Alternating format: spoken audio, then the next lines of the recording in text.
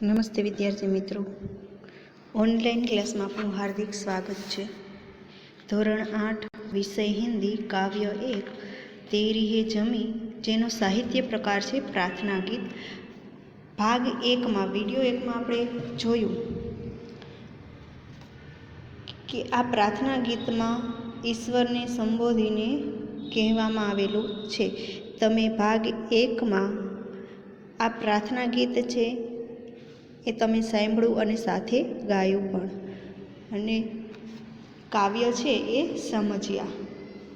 તો દરેક વિદ્યાર્થી પાઠ્યપુસ્તકમાં પેજ નંબર 1 ખોલીને તૈયાર રાખે, અને જે વિદ્યાર્થી પાસે પાઠ્યપુસ્તક ન હોય તે સમયસર લઈ લઈએ અને પેજ નંબર 1 પર ધ્યાન આપે।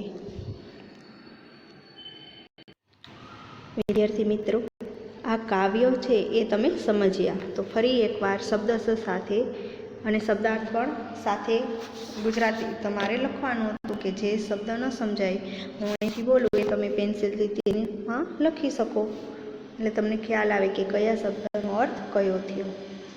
તો પ્રથમ 4 પંક્તિ છે કે તેરી હે જમી તેરા આસમાન, તું બડા મહેરબાન તું બख्शिश कर, सभी काहे तू सभी तेरे, खुदा मेरे तू बख्शिश कर। તો આ 4 પંક્તિમાં ઈશ્વરને સંબોધીને કહેવામાં આવેલું છે કે હે ईश्वर, यह सारी धरती तुम्हारी है और यह सारा आकाश भी तुम्हारा है। तुम बड़े दयालु हो, हमारे अपराधों के लिए तुम हमें क्षमा करना, तुम सबके हो और सब तुम्हारे हैं। हे ईश्वर, तुम हमें क्षमा करना।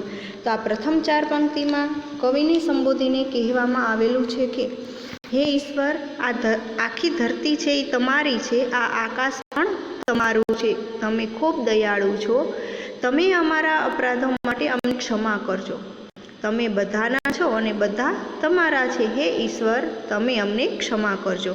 त्यार पछीनी पंक्ति छे कि तेरी मर्जी से ए मालिक, त्यांथी ए खबर रखना त्यां सुधी। आ पंक्ति में कहवामां आवेलुं छे कि हे दुनिया की मालिक, तुम्हारी इच्छा से ही इस दुनिया में हमारा जन्म हुआ है, तुम्हारी कृपा से ही हमें यह शरीर और प्राण मिले हैं। तुम हम पर अपनी कृपा दृष्टि रखना, हम किस हालत में है इसकी हमेशा खबर रखना। तेरी मर्जी से ए मालिक, त्याथी ए खबर रखना ત્યાં સુધીમાં કહે છે કે હે દુનિયાના માલિક, તમારી ઈચ્છાથી જ આ દુનિયામાં અમારો જન્મ થયો છે, તમારી કૃપાથી જ અમને આ શરીર અને પ્રાણ મળ્યા છે, તમે અમારા પર તમારી કૃપા દ્રષ્ટિ રાખજો, અમે કઈ સ્થિતિમાં છીએ તેની હંમેશા તમે ખબર રાખજો। ત્યાર પછીની પંક્તિ છે तू चाहे तो हमें रखे त्यांथी लईने आफत टाले त्यां सुधीमां कहेवामां आवेलुं छे कि हे ईश्वर, तुम चाहो तो हमें जीवित रखो, तुम चाहो तो हमें मार डालो, आज हम सब तुम्हारे आगे सिर झुकाकर खड़े हैं, हम तुम्हारी शरण में हैं। कहने का मतलब यही है कि हम तुम्हारी शरण में हैं। ये हे सर्वशक्तिमान, हे ईश्वर, तुम चाहो तो हम पर आई हर आफत दूर हो सकती। त्यार पछी 4 पंक्ति में कहेवामां आवेलुं छे कि हे ईश्वर, तमे ईच्छो तो अमने जीवता राखो, अने जो तमे ईच्छो तो अमने मारी नाखो।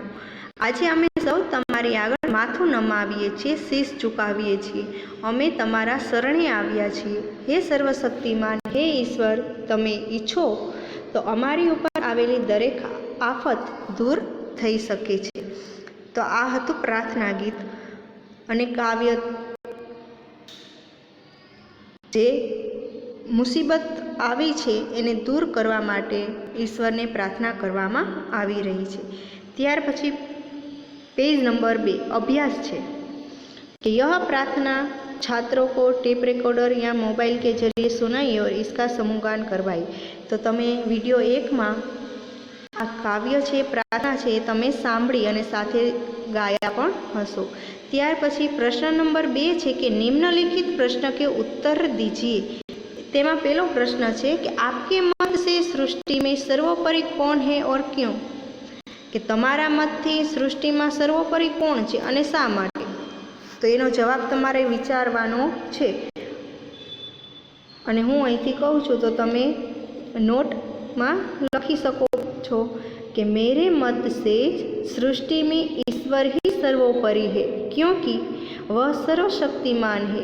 वह जिसे बचाना चाहे उसे कोई मार नहीं सकता और वह जिसे मारना चाहे उसे कोई बचा नहीं सकता।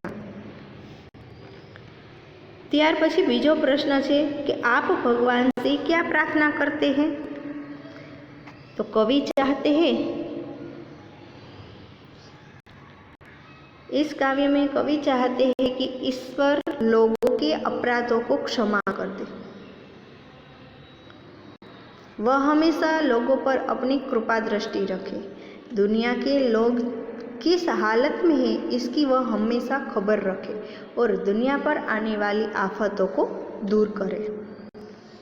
तो आ परिस्थिति अत्यारे एवी ज छे कि आपणे भगवान पासे आपणी जे अपराध थयो छे आपणाथी एनी क्षमा मागवानो आ समय छे।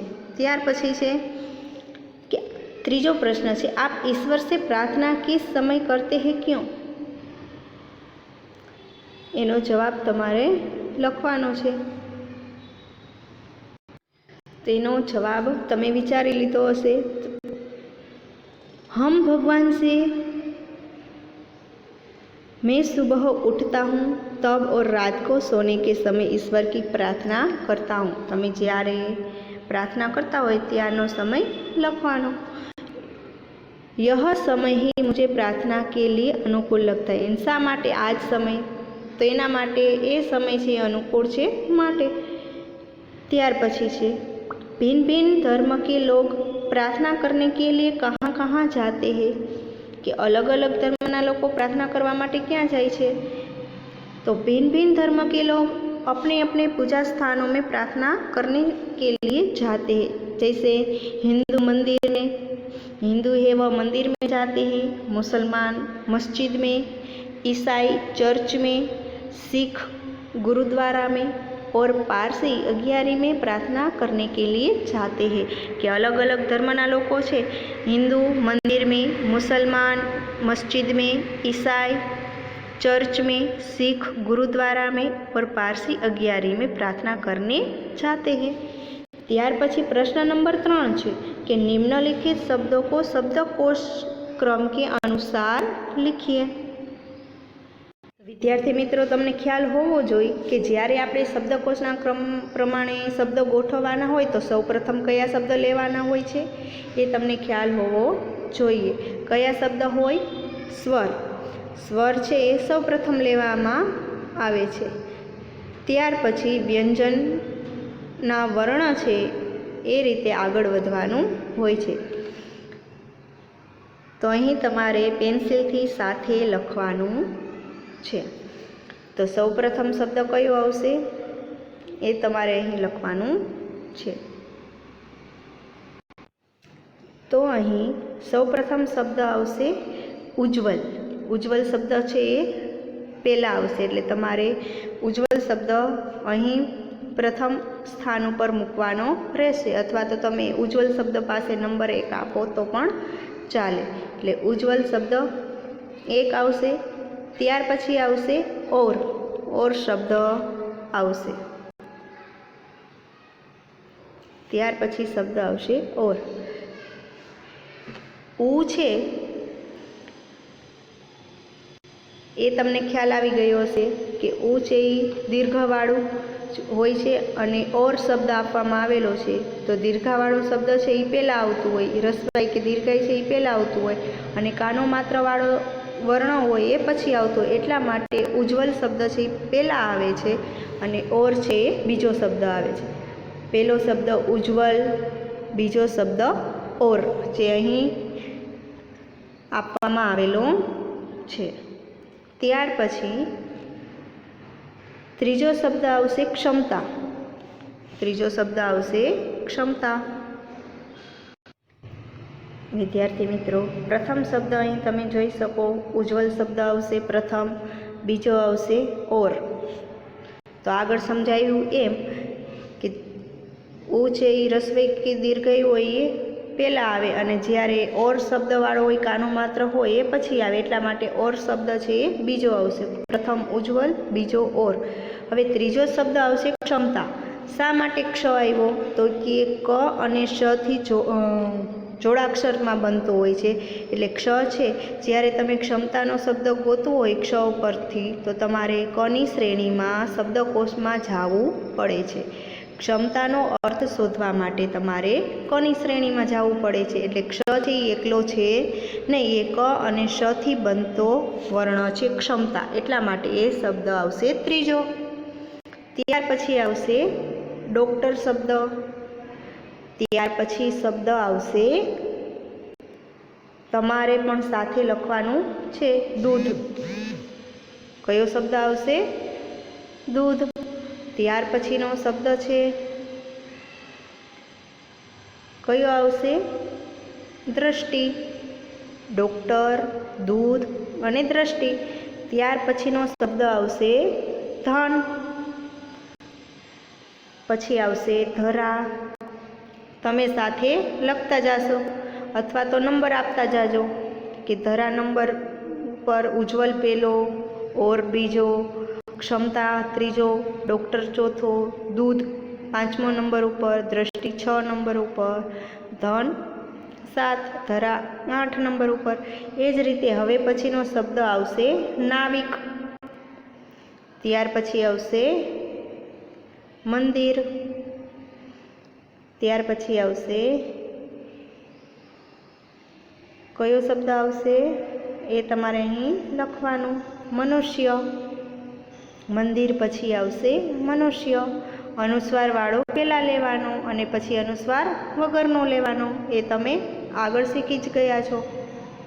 ત્યાર પછી આવશે મિત્ર શબ્દ। મિત્ર પછીનો શબ્દ આવશે યોદ્ધા। ત્યાર પછીનો શબ્દ આવશે શાંતિ। ત્યાર પછીનો શબ્દ આવશે શૃંખલા, એ શ મીંડાવાળો જ છે। ત્યાર પછીનો શબ્દ આવશે સુખ। ત્યાર પછીનો શબ્દ આવશે સુખ। ત્યાર પછી આવશે સ્વર અને છેલ્લે આવશે હૃદય શબ્દ। આ રીતે શબ્દકોશ પ્રમાણે ગોઠવવાના હોય છે।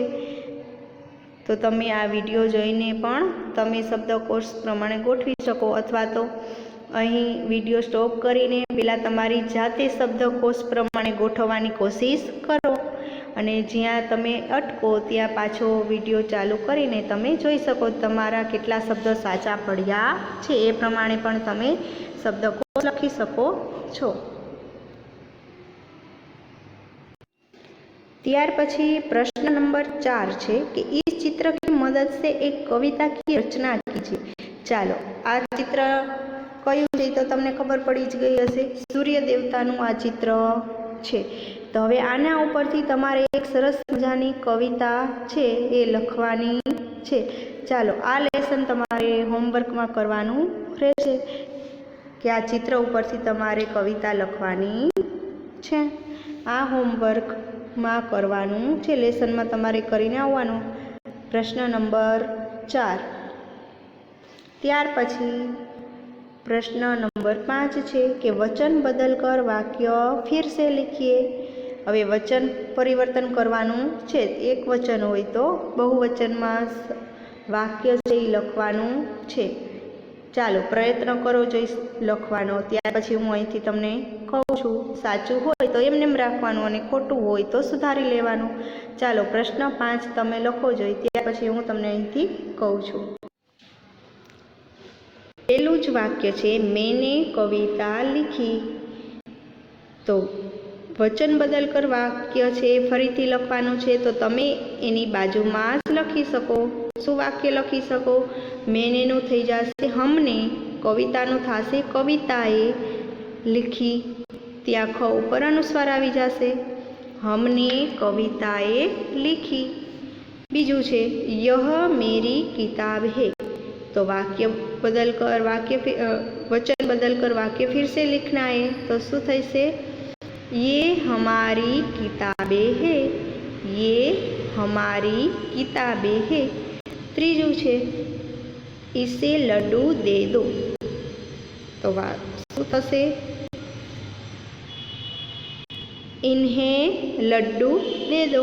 इसे नो थशे इन्हें लड्डू दे दो। त्यार पछी स्वाध्याय छे।